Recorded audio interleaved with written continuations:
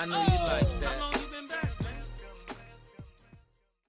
Ladies and gentlemen, welcome back to Flex's Fight Stance. It's been some time. I apologize. It's been a while.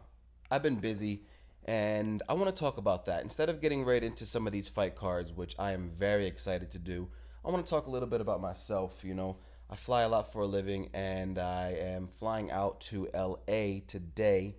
So I do not have time to record a long podcast. I'll only have enough time to do maybe 25, 30 minutes. And I want to touch on the cards though. Firstly, I want to talk about my schedule lately. JC and I record usually once a month. He lives in Maryland and I live in California. And I have to fly out every time. Anytime you hear the Fight Stance podcast, I fly all the way from California to Maryland and we record usually that same day. And it's exhausting. It's exhausting, and I do it because I love it. I do it because I love the sport. I do it because I love the back and forth banter. JC and I have been best friends for quite some time, as I'm sure you can tell listening to us. And he's my best fucking friend, man. And I love talking to him. I love talking to him about MMA and life in general. And him and I have been busy lately. He's a family man, and he's got a lot going on with his family. So he's been trying to keep up with everybody on Twitter and the MMA community, trying to keep up and watch all the fights between UFC, Bellator, ONE FC, Ryzen, PFL. It's a full-time gig, as I'm sure a lot of you know, and we're trying to balance it all out. And in order for you guys to get to know us a little better, instead of just going in here and listing off the results of the cards or our predictions for future cards, I want you guys to get to know us a little bit. And myself personally, I am a man who is always on the move. I am always going state to state, and I fly for a living. I work in aviation. I do in-flight safety and security, and it's tough. It's really tough. For example, right now I'm in Newark, and in about, I don't know, 8 hours or so, I'll be in LA. I fly out in a few hours to LA. Then I'll be there for a little while, and then I'll be in San Francisco. I mean, it never ends for me. And JC and I have different careers, though we are both equally as busy. Him more so because he has a wife and a child. I'm a single man living a very interesting single life. And, I don't have that wife at home, not yet. I just, I dedicate myself to my work, and I work often. So for me to have this 20 minutes, 25 minutes to record this podcast is a big deal for me, in order to be comfortable and be set up in a quiet place where I don't have to worry about interruptions is something that excites me, and I love it. I fucking love mixed martial arts. I grew up watching football, basketball. I grew up playing football and basketball, and I really never missed a game of. I never missed Sunday night football growing up. I never would miss NBA playoffs, especially when the Celtics were playing. Ray Allen was always one of my favorite players. I never missed a fucking Ravens game. Ironically, James and I both grew up in South Jersey, and he lives in Maryland now, so you would maybe picture him a Ravens fan. Though myself personally, I've always been the Ravens fan. He's more of an Eagles fan. And, one thing that I really, really, really love about mixed martial arts is that the passion is always there. I don't have to wait until regular season, preseason, playoffs to get excited about mixed martial arts. It's year round. It's 24/7, 365, and I'm passionate about damn near every fight, except for, CM Punk or some bullshit. Though I love the fucking sport. I love mixed martial arts. I love everything that goes into it. I watch fighters. I want to get right into UFC Calgary a little bit. I watch fighters like Dustin Poirier move up in the rankings, and I'm so astonished by how much he has grown. That to me is more exciting than the Ravens making the playoffs, or an upset in the NBA Finals. Watching one man defeat another man who is a legend in their sport. Somebody like Eddie Alvarez, who I don't discount. Eddie Alvarez might have his cheating ways. He might have a chip on his shoulder from the last fight that they had. Though Dustin Poirier defeating him is no easy task, and honestly, man, hats off to both of them. Though to be honest, the diamond is he shines bright. I don't want to play too much on his nickname or anything, though the diamond shines from many angles, and I mean that sincerely. Dustin Poirier has improved his game so much. He talks about his wrestling and his jiu-jitsu. He showed it in his wrestling defense, of course, and he showed it in what he was almost able to secure against Eddie Alvarez in those guillotine attempts. Though we didn't get to see the full stretch of his skill set on the ground because his striking was so fucking good. And go on my Twitter, Fight Stance Flex. Go on my Twitter. I've been talking about the potential for Dustin Poirier being champ for a long time. I'm not some bandwagon guy that's jumping on and saying, "Oh, Dustin Poirier is gonna be champ. He's gonna be champ." Fuck that. Dustin Poirier has had championship potential since he lost to Conor. Since he lost to Conor, he learned something that night. And he might have got clipped by Michael Johnson. He might have lost that fight.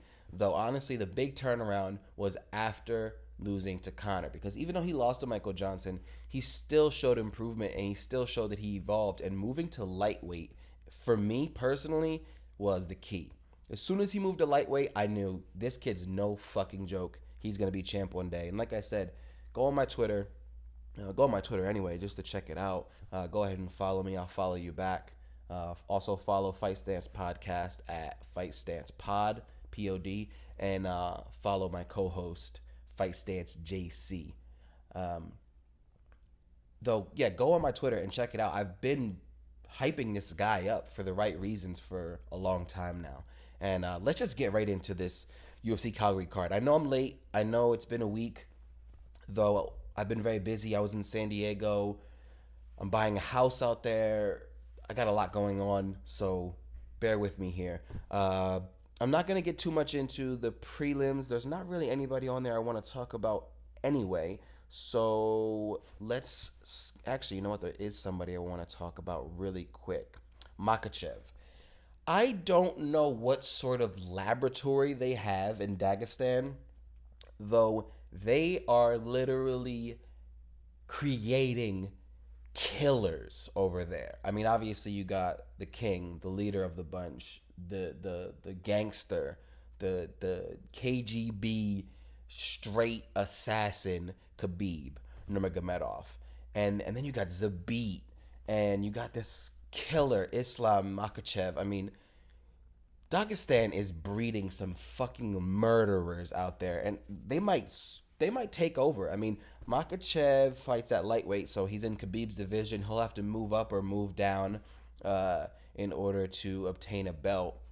He's obviously not going to try to take Khabib's belt if Khabib makes it through Conor and Makhachev continues to go up the rankings.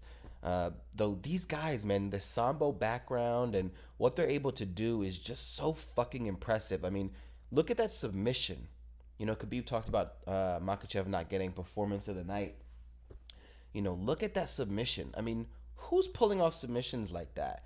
This Makhachev guy is one to look out for. He's fucking terrifying. Also, 15-1. Do these guys ever lose? I mean, Khabib's 26-0. This guy is 15-1. I believe Zabit might have one loss on his record. I'll look into that, though. These guys, they seemingly cannot be beaten, and I really don't know how the UFC is going to promote them.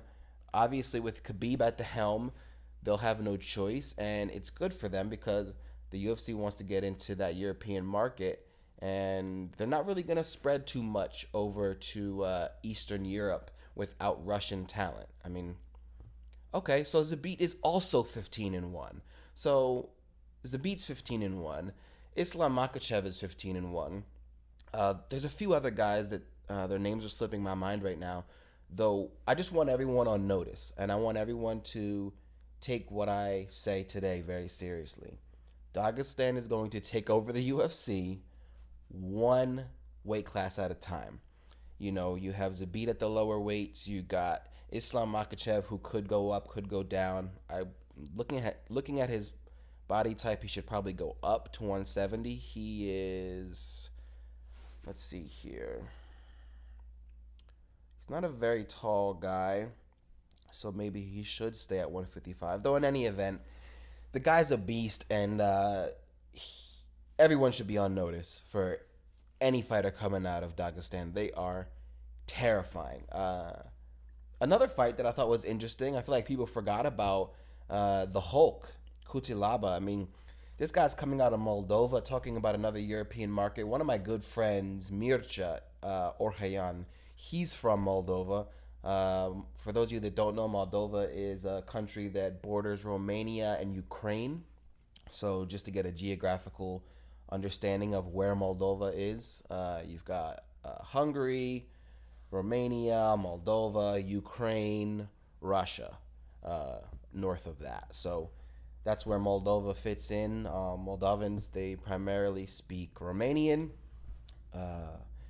And from what I know, from what my friend has told me, who was born and raised in Moldova, he told me it's pretty fucking intense out there. And, just like a lot of those Eastern European countries, you don't survive the same way that you do in the U.S. You know, we got it made out here, and they don't out there. Not to say that it's all poverty or anything like that. It's not a third world country by any stretch of the imagination, though. Look at Kutilaba. Does the guy look like he's had an easy life? He's fucking terrifying, and I'm excited to see him moving forward. I know that he had a little bit of issues with Dana and the UFC. I believe he was almost cut. Maybe he was cut at one point. I don't quite remember. It was some time ago, though. There were some contract issues with him, and I'm glad to see him back in fighting and getting the W because he's fucking terrifying. The guy should have Nowitzki sniffing around, and we'll see what the future holds for him. He's 13-3, and he's one to be watched very closely. Now, moving on. I don't want to get too much into the Hernandez Aubin Mercier fight. Mercier had a lot of hype behind him. He's fighting in his home country. He didn't really put on the performance I thought he would. I thought he'd be more grappling, jiu-jitsu focused, and he didn't do that. He went in there and tried to trade with Hernandez. He tried to take him down a couple times unsuccessfully, though it didn't really seem like he was too focused on getting a submission win, which is what I predicted would happen. I thought he would take Hernandez down and choke him out in the second round, and he didn't do that. And Hernandez proved to be the younger, crisper striker. Hernandez took a few risks that I didn't like. I don't think Hernandez is ready for a top 10 guy yet. According to the UFC website, he's ranked number 13 right now. And, we'll see. Hopefully they allow this kid to get a shot in the near future, though his next fight I think should be somebody in the lower ranking. Somebody ranked, don't get me wrong. He's number 13 right now, so if you gave him the number, I don't know who else is in that division that he could fight. Let's take a look. I would like to see him fighting, somebody that is ranked, though, in the bottom 15. Somebody between 15 and 11. And that division is murder's row. I mean, lightweight is terrifying. You got Khabib at the top, Conor, Ferguson, Poirier, Alvarez, Lee, Barbosa, Gaethje, Pettis, Iaquinta, Vic, Diaz, Chiesa, and then Hernandez is number 13. So Hooker's been murdering everybody. I don't think Hooker has another fight scheduled. He just fought. Uh, let's see here. Yeah, he just fought Gilbert Burns freaking a month ago on the 7th of July. So maybe Hooker's looking for a fight soon. That would be fun. Other than that, I don't see. He'll never get Nate. I don't know if Nate's going to fight Poirier or not, but he'll never get Nate. I don't think he's big enough to get Chiesa yet, and I don't think he's ready for Chiesa. So Hooker would be great. I would love to see him against Dan Hooker. Dan Hooker's murking people right now. I know Dan probably wants a bigger name, like maybe Pettis or Iaquinta, though I don't think that's going to happen. And for now, I like the idea of him against somebody like Hooker. And let's see, let's look at the rest of this card. So you got the return of the former champion Joanna Jędrzejczyk against Tisha Tiny Tornado Torres. You know, Tisha Torres was one of my favorite fighters on her season of Tough. She was on the same season of Tough that the current champion Rose Namajunas was on. And Tisha was always a high-level competitor. You know, she didn't end up getting she didn't end up winning that season. She had a few great fights on that season, though she didn't end up winning that season. And she still remained a top-tier competitor, you know. She's been knocking on the door for the number one contender spot for a while. Obviously, you got girls like Claudia Gadeja, excuse me, and Jessica Andrade. You know, you have these other girls up there that if you can't beat them, you'll never get that title shot. And Joanna was the champ for, 3 years? So for Tisha to get this shot, this was her chance. This was her chance to get a shot at the title. And she didn't seem to have that sense of urgency. You know, Joanna was definitely landing more. Joanna's Muay Thai is second to none I think in all of women's MMA, maybe all of mixed martial arts. When she's on, obviously you got Jose Aldo. I would consider Edson Barboza maybe more of a kickboxer. Though as far as Muay Thai goes, I mean, is there a better Muay Thai martial artist in the UFC than Joanna? When Joanna's on, I wouldn't say this performance was her best. I mean, look at what she did to Carla Esparza. Look at what she did to Claudia Gadeja twice. Look at what she did to Jessica Andrade. I mean, Joanna Jędrzejczyk, to me, is still champ level as far as her striking, her takedown defense. It was her mental game that messed her up. You know, she got clipped. Everybody gets clipped. She got clipped by Rose in that first fight. And, you know, it messed with her mentally, and she couldn't accept the fact that she lost. You know, Rose was the better woman that night. And she went into that second fight with that chip on her shoulder, and she did better for sure. And I did have her winning by a small margin, though to me, that could have just been bias, and I'll admit that. Though she looked great against Tisha, she did enough to win. I feel like she could have put Tisha away. If this was a 5-round fight, I think she would have put Tisha away. Tisha seemed desperate, though she wasn't. It's weird when a fighter is desperate, yet they don't have the killer instinct. Usually they go hand in hand. When a fighter's desperate, they're going for the kill. They know they need a finish. And Tisha seemed desperate, though she didn't seem like she was desperate for the win. It felt like she was maybe desperate to get a takedown, desperate to find a way to, you know, try to nullify Joanna's Muay Thai, and it wasn't working. It looked sloppy going into that third round, and Joanna just, you know, she kept her range. Joanna is just very tall for that division, long for that division, and it showed in that fight. I'm glad to see Joanna back on top, and I hope she gets another shot at the champ. I'm glad the second fight was a close decision, because had she been knocked out in the second fight, she'd be in that so-called title contender purgatory that a lot of fighters find themselves in, like Jose Aldo against Max Holloway.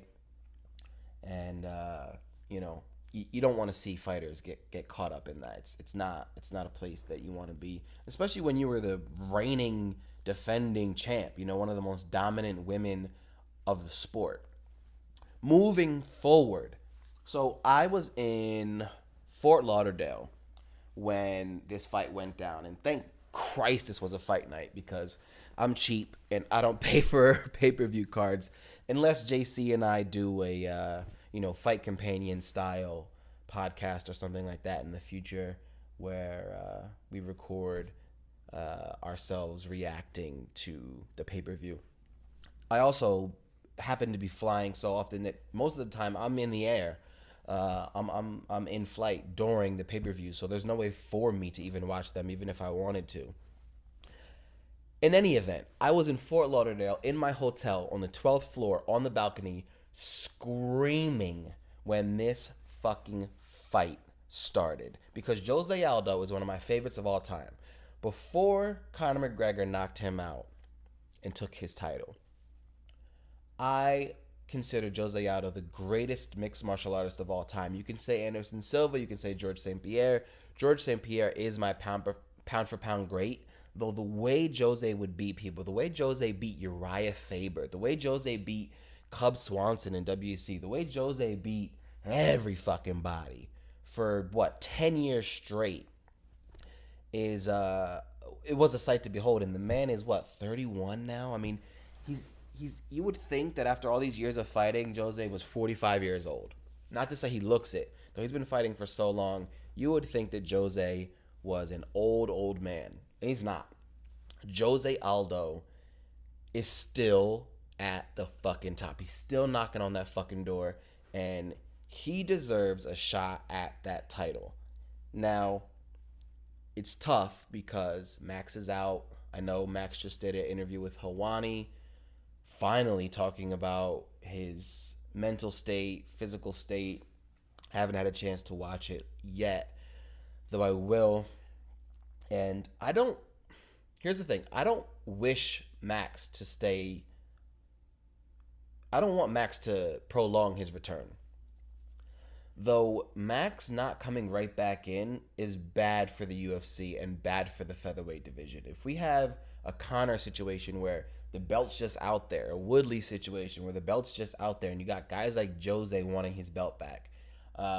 You got guys like Ortega deserving the fucking title shot. Jesus, that kid deserves the title shot tonight. I fucking love Brian Ortega, and what he's done in the featherweight division is fucking incredible in such a short amount of time. I have aspiration. Once I move to San Diego, I'm going to start training jiu-jitsu at Gracie Baja, and I was actually considering going to the Gracie Jiu-Jitsu Academy with Henner Gracie and Brian Ortega over in Torrance, Los Angeles. I'm actually still considering it, considering I live in LA and I work in the aviation industry. I can always just jump on a plane and fly out there at no cost. So I'm really considering that. Though in any event, what Henner Gracie has done with Brian Ortega from the point that he was, I believe, a teenager being mentored by Henner Gracie. So Henner is a mentor. He's almost like a father figure to Brian Ortega, and it shows. If you ever seen Brian Ortega's interviews on Fighter and the Kid, Big Brown Breakdown, Below the Belt, it's now called. Brian Ortega's a stand-up guy, been through a lot as a child, and holy shit, is that kid talented, great on the mic. He does foundations. I mean, he's what the UFC needs, and it's almost like he was built from scratch to be champion. It really is. So he deserves a title shot next. And I want to see him against Jose Aldo, because if Max is going to be out, let's do Jose Aldo versus Brian Ortega for the featherweight championship. If anybody fucking utters interim, I'm going to spinning Vitor wheel kick them in the forehead. Don't give me that interim bullshit. No. If Max is indefinitely out for a stretch of time, let's say 4 to 6 months, let's get this Jose Aldo, Brian Ortega fight scheduled, because Ortega is fresh. He didn't fight. Max had to pull out. Jose Aldo wasn't hurt in the fight. He might have got clipped a little bit, so maybe UFC protocol, he has to take 2 or 3 months off. Though he's ready to go. Aldo looked fucking phenomenal. I was on the balcony of the 12th floor of my hotel. The Fort Lauderdale hotel where I stay is right on the marina, and I was screaming so loud. There were boats in the distance, hitting their horns. I don't know if they were watching the fights too or what, but I was screaming, let's go, Aldo. Like, I couldn't wait for him to come back and to see him in tears and to see him, reclaim his glory, man. That fucking touched me, man. I'm a sentimental guy. And to see Jose Aldo come back from that, man, I'm going to shed a tear myself. I mean, look at the guy's fucking record. He's 26-4. I mean, he lost to Conor. Yeah, he got clipped. He had an early loss in his career that nobody gives a fuck about. And obviously, he got knocked out by one of the greats. Don't get me wrong. Max Holloway is fucking phenom. He got knocked out twice by Max Holloway. Though to see Jose Aldo come back, fuck. I mean, seeing Joanna come back had me hyped. To see Jose come back in the same night on a free fight in Calgary. I mean, Dana White, what the fuck? Can we do this every month? Can it be your birthday every month? Free cards stacked at the top. For me, fuck the super fight era. I don't care about that. What I do care about is fights that mean something. Fights that mean something for the division. I want to get my blood moving. I need these fights to be important again. I don't want to sit there and think to myself, oh, this is a money fight. This is a cash grab. This is a super fight. Fuck that. I don't care about the CM Punks of the world.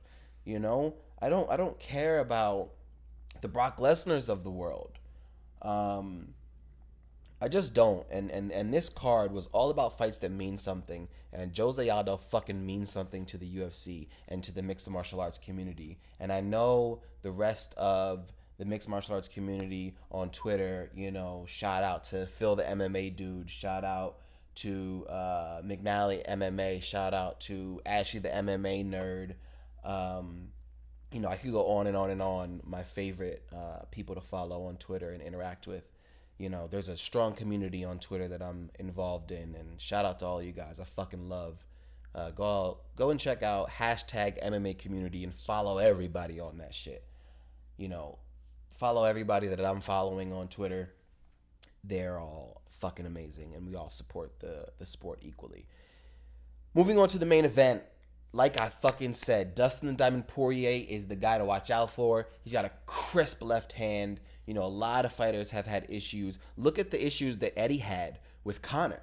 Another strong southpaw striker. Dustin Poirier is a fucking gritty motherfucker. First glance, he kind of looks like a pretty boy. Kind of looks like a guy that's like,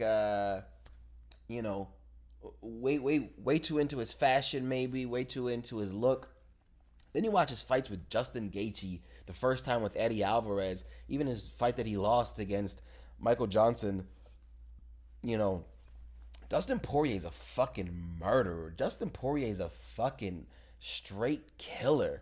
I mean, what he's been able to do. I mean, let's look at his wins for a second. I'm not going to pretend like I know his whole record off the top of my head.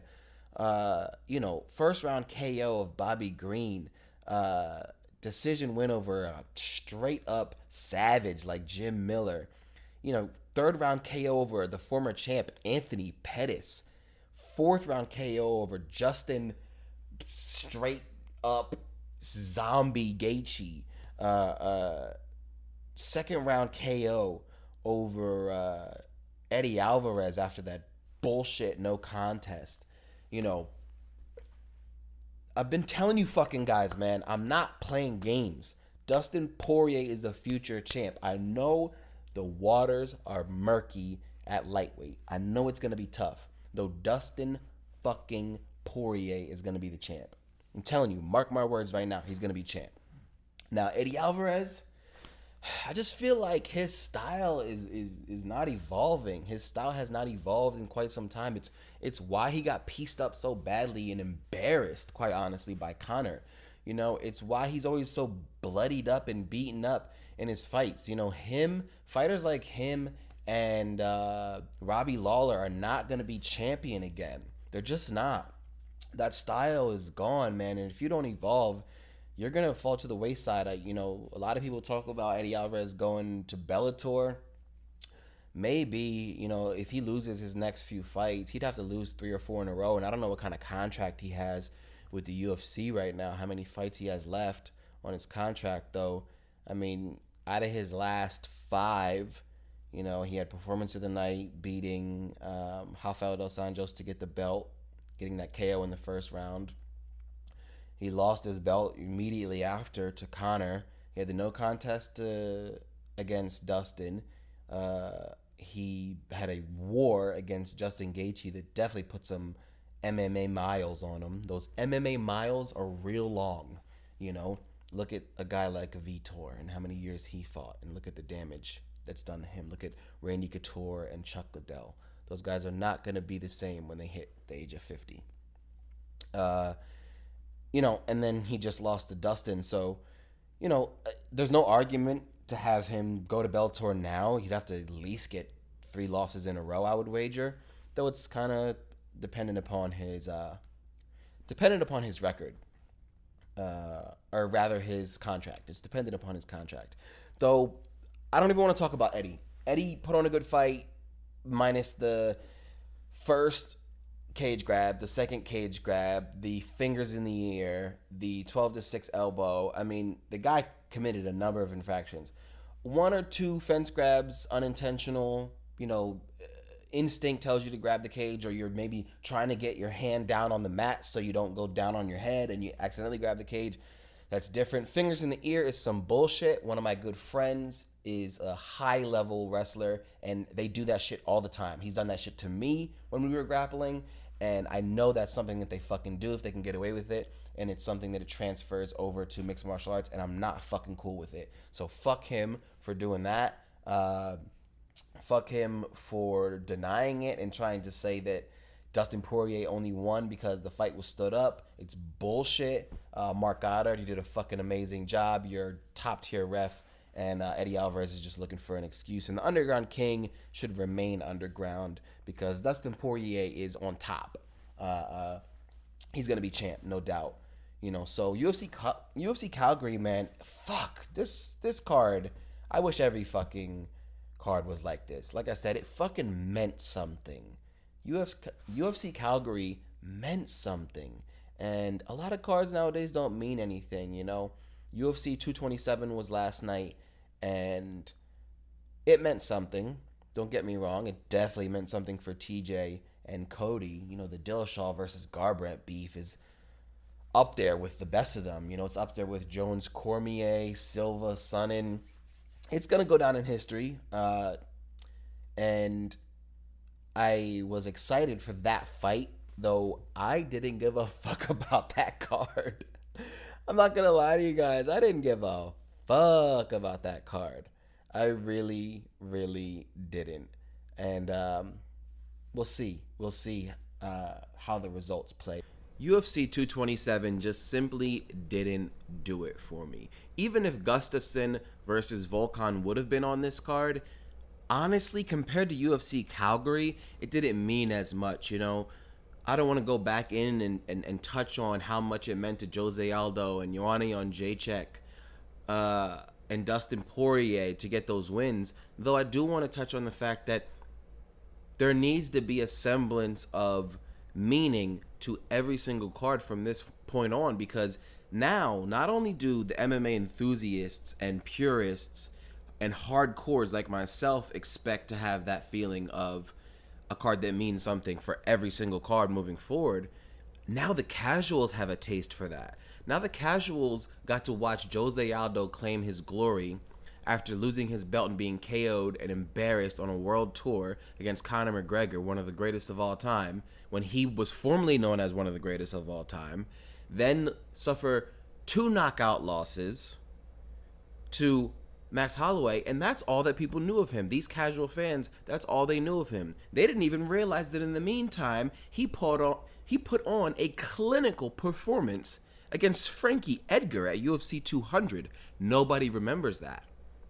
Definitely not the casuals. I remember it. JC remembers it, though the casuals don't know that. So, for the major fan base out there or for the large fan base out there, the people that are just watching because they love fighting, because they love the spectacle or the celebrity aspect to it, because they've seen some bullshit on TMZ, no matter what draws people to mixed martial arts, it's a positive. I need more people. We all need more people to watch mixed martial arts. The sport growing is a positive for everybody. It's a positive for me and my podcast. It's a positive for Dana White. It's a positive for all the fighters. The sport needs to grow. And one major issue I want to touch on really quickly is, a lot of people talk about fighters' dedication to the sport and fighters like Cowboy who don't know when to quit. Fighters like Chuck Liddell, Tito Ortiz, who are coming back to fight when they're, in their 40s after neck surgeries and back surgeries and, taking major risks. Yes, for financial reasons, of course. It's worth the money to them. Though there's a mindset that once you're a fighter, you're always a fighter. And once you're not a fighter, who are you? It's the reason why BJ Penn fought until he was KO'd by Yair Rodriguez. It's the reason why Chuck Liddell continued on that losing streak before he just suffered his final KO and Dana had enough. Now looking at some of these fighters, it's just really sad. I don't really want to see any of it. I don't. JC and I talked about the idea of Chuck Tito. I don't know what kind of back alley boondock organization is going to allow them to fight and in what state, because I don't know what commission is going to okay those two to fight. All respect to them, though they are well past their prime and neurologically they're not fit to be taking strikes to the head. So that's another reason why we need the sport to grow, because we need pension programs for these guys and girls. We need retirement plans for them. Not everybody is as smart as Kenny Florian and gets out of the game early and becomes a reporter, announcer, entertainment guy. Not everybody can do that. Not everybody is going to get out of the game and find this new career path and be successful to the point where they can take care of their children and their wife and their family and their friends. And, not everybody can support the life they were formerly living as a fighter when they're no longer a fighter. I mean, look at Michael Bisping. Did Michael Bisping need to take that last fight and risk getting knocked out the way that he did? No, he didn't. Though he did, because he's a fucking fighter. And, you got to protect these guys and girls from themselves. And, with growth comes more support, comes more programs to help them afterwards. And it's just sad that you see the people at the top making all this money and they're not sharing the wealth. They have the UFC Performance Institute and things of that nature, though, to be honest with you, it's not much different than a veteran. You have these war veterans out there that have suffered mental and physical injury, and yet there are minimal resources and funds being sent for, veteran hospitals. There are minimum resources to provide former veterans with, appropriate employment when they are when they're no longer in the military, when they're discharged. It really bothers me, and I love every fighter in there. I can't say that I'm a fan of every fighter, right? Because I don't know enough about every fighter. Nobody does. Though what I can say is that I support and respect every fighter, every real fighter.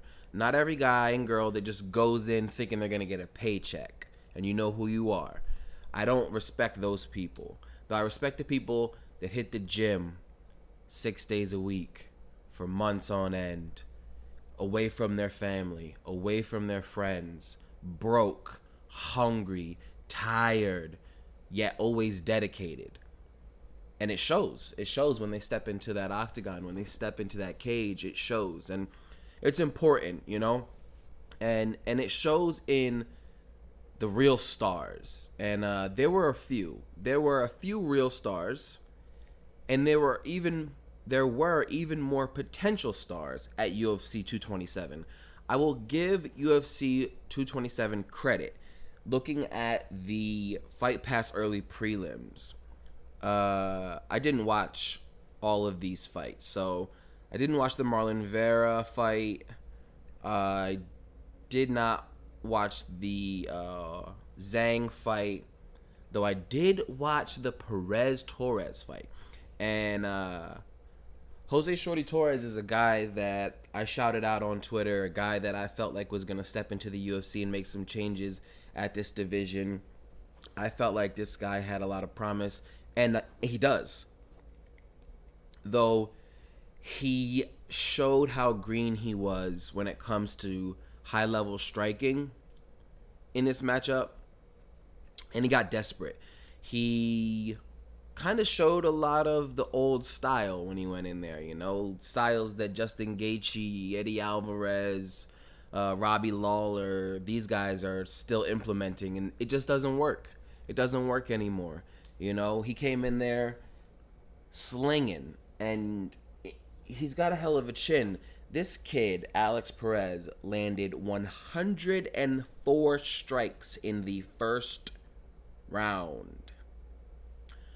Again, 104 strikes out of 170, 62% accuracy. And out of those 104 total strikes, 104 of them are listed as significant. And, not to knock Jose Shorty Torres, this fight is one of those fights that he should have lost. And I don't mean on paper. I mean for the sake of his career. You never want to be the guy or girl that comes into the UFC undefeated or on some crazy win streak and continues on that crazy win streak without some sort of either really, really difficult fight where you get rocked and you recover, or a straight up loss. You look at the losses. Look at the loss that Poirier had against Conor. Look at the loss that Holloway had against Conor. Look at the win streaks they went on after that. Look at, what DC has done since forgetting about John Jones. Look at what many fighters have done throughout the history of mixed martial arts after a loss. After a loss sometimes is way more important than after a win. Even if it's a win to get you the title, losing can be the most important step of your career. And we're going to see a lot more of Shorty Torres in the future. This guy's not going anywhere. They need more guys at this division.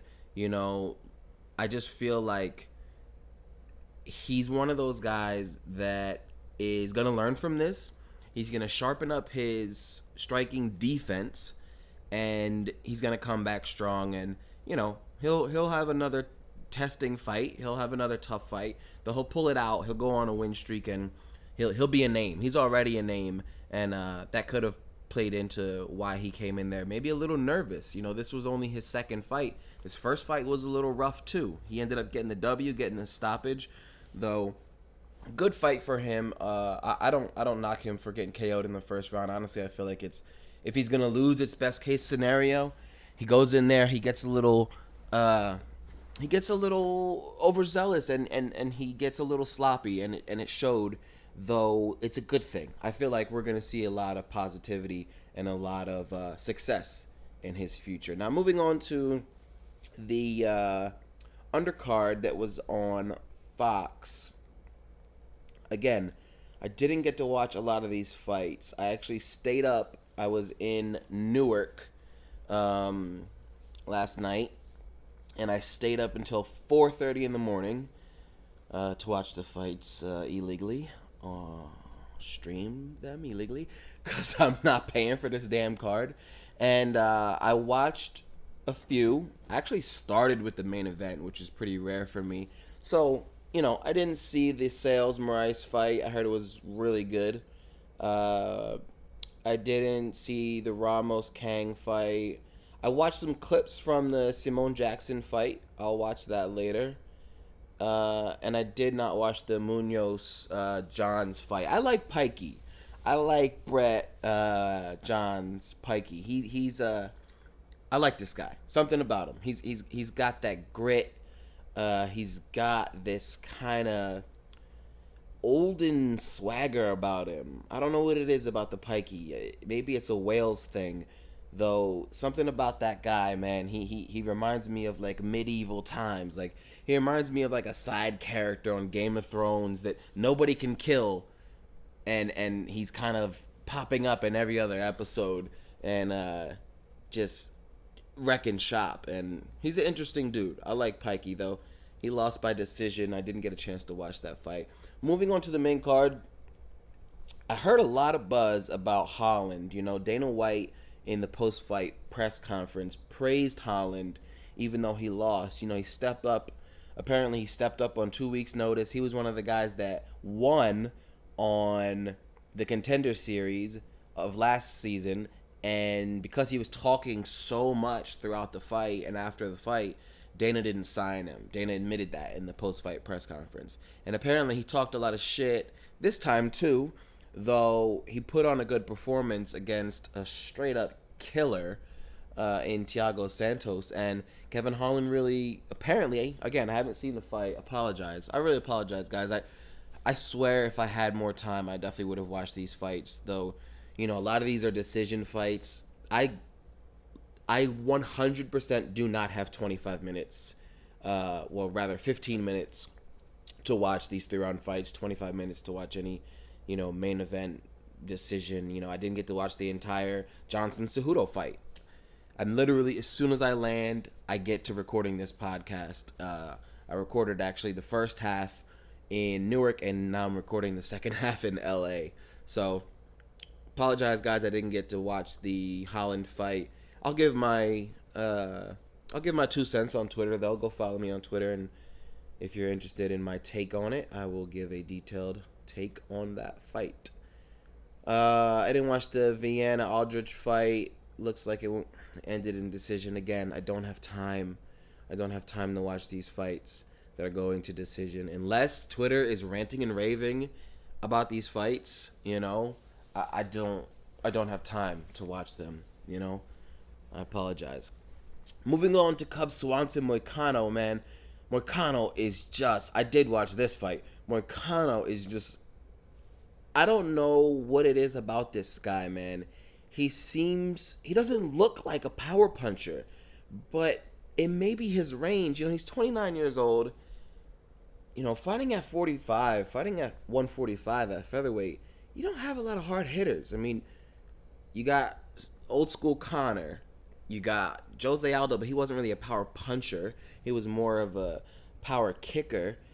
There's really not anybody. You could argue Jeremy Stevens hits pretty fucking hard, but apparently Aldo hits harder.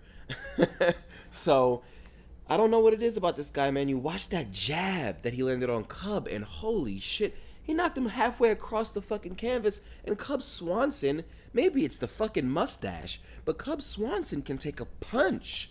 I mean, I was live. I was in Atlantic City, which is very close to where I grew up, at a venue where I actually used to work. I used to be a security supervisor at the Boardwalk Hall in Atlantic City, New Jersey, which is where UFC Atlantic City, Frankie Edgar versus Cub Swanson, Edson Barboza versus Kevin Lee. That's where that card was held. I watched that fight live, and Frankie was landing some shots. Now, Frankie's not a one-shot KO artist. He's a pretty small guy. He could easily fight at bantamweight, though he definitely hits hard. I mean, I wouldn't want Cub Swanson running up and swinging on me, and I'm damn near 200 pounds, 6 foot.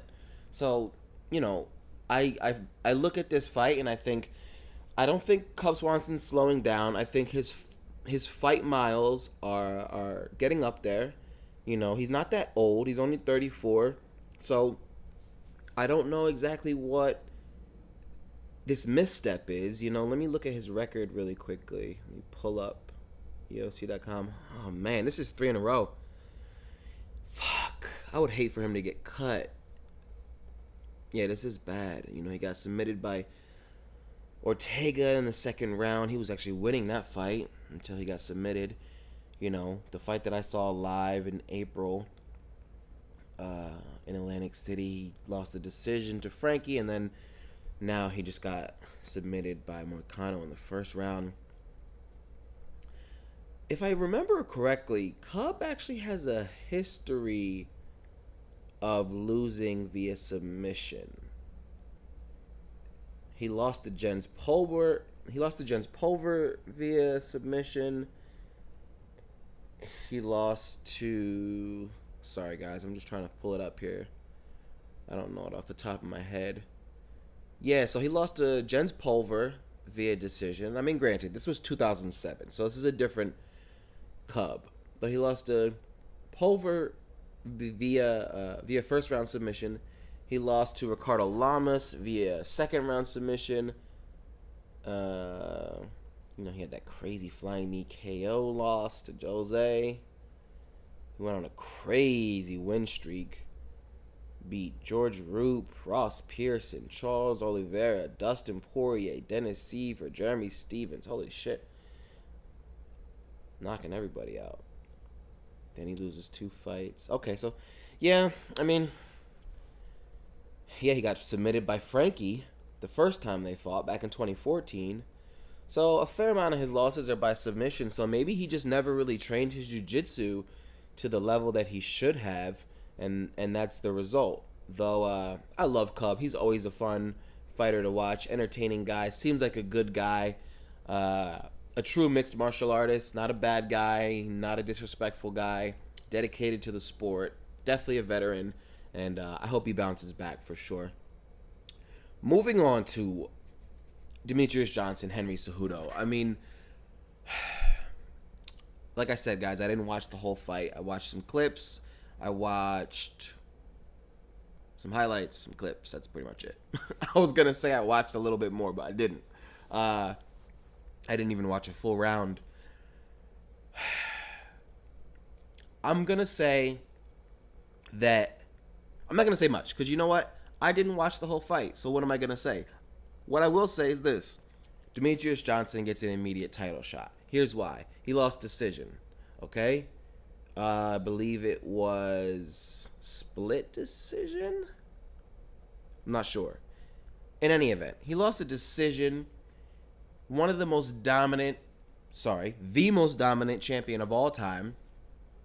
And Henry Cejudo is a guy that's going to put on a good performance that second time around, though I think Demetrious makes the necessary adjustments and he gets the win, and we have a nice trilogy on our hands. I don't want to see Demetrious Johnson move up. He's already so small. You look at Henry Cejudo in that fight, he's the bigger guy by maybe 15 pounds. And that's a big deal at these lighter weights. 15 pounds at heavyweight is their big toe. 15 pounds at, these smaller weights, bantamweight, strawweight, flyweight, any fighter that's coming in heavy is going to be an issue, especially a guy like Henry Cejudo who can cut weight just fine because he has that wrestling background. He knows how to cut weight properly, so he could be walking around at 140, 150 and cut weight and bounce right back up. So he definitely is a bigger guy than Demetrious, and he's going to give Demetrious Johnson a shot at his belt, which I respect, and I think Demetrious gets it done and we have a nice trilogy on our hands. I'm excited to see that. I'm excited to go back and watch the fight, to be honest. I'm looking at the stats right now, and looks like Demetrious landed more in general. Obviously, Cejudo had those 5 takedowns, and to this day, we still don't know how judges score takedowns. What's important? Is it damage or takedowns? If I'm fighting somebody, I take them down 10 times in one round, though they knock me down with a big right hook and jump all over me. I'm bleeding. It's a whole mess. Did I still win that round? Because I took them down 10 times? How does it work? So, again, I'm not going to talk too much about this card. I'm going to move on. And what I'm going to move on to, ladies and gentlemen, I'm going to move on to TJ, Thrillershaw, Killershaw, Dillashaw. I fucking told y'all. I don't know why anybody thinks that I make predictions based on a crystal ball or some bullshit. I fucking told everybody. This kid is a better striker. He's a better striker than most people in the division. He's a better striker than most people in the UFC. And he's definitely a better striker than Cody Garbrandt. Cody Garbrandt comes from a very, very hard-nosed, tough wrestling, boxing background. That shit doesn't win titles. Period. You think Daniel Cormier made it by never training jiu-jitsu, by never training Muay Thai, by never training kickboxing? Fuck no. You think he was able to choke out Anthony Rumble Johnson twice because he never trained jiu-jitsu? No, it's because he has trained it. These fighters that think boxing and wrestling is going to get them a title shot and is going to get them to the top, you're fucking mistaken. I don't want to get it twisted. Cody Garbrandt is an amazing fighter. He's an amazing fighter, though his skill set is limited. And it's limited, I'm not going to blame his whole camp, though it's limited by the people that are just not pushing him. You know, it's why TJ left. TJ wasn't being pushed. You think TJ was the striker that he is now when he was back at Team Alpha Male? Fuck no. TJ is the striker he is now because of Dwayne Bang Ludwig, because of Bang Muay Thai. It's called Bang Muay Thai for a reason. Go watch Dwayne Ludwig's old MMA fights and Muay Thai fights. That guy is fucking legit. TJ Dillashaw is a fucking serpent. The way he attacked angles at Cody and the way that he snapped that fucking right hand out there, it kind of reminds me a lot of how Dustin Poirier stung Alvarez in their first fight. If you watch the highlights of their first fight, when Alvarez pushed forward with a big hook and Poirier blocked it with his hand, I believe his left hand. I believe it was a right hook that came over the top. And Poirier blocked it with his left hand and stung that fucking right hand in there. Or maybe it was a left hook blocked by the right hand, and then Poirier stuck the left hand in there because Poirier is a southpaw. In any event, that's a very, very tough technique to master. And TJ, in my opinion, has it mastered. TJ is one of the best strikers in the UFC, in my opinion. If you look at how he sets things up from the very beginning, I believe his first strike in this fight was a leg kick. How he sets things up and finds his range with the leg kick, and then he keeps his hands low and his head low, just like a sneak, just moving back and forth, just kind of hypnotizing you into thinking that there's a strike open, and as soon as you throw, he stings you. As soon as you throw, he strikes. And that's it. I mean, once this guy hits you, it's like, I mean, I love that Cody blessed us with this nickname because it fits perfectly, and I love that TJ owns it because it's just like a snake. They only need to hit you once.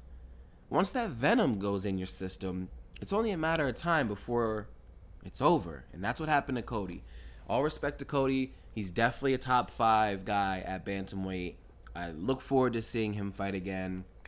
I hope that it's against, I don't know. I mean, he's lost 2 in a row, so he's definitely not getting another title shot.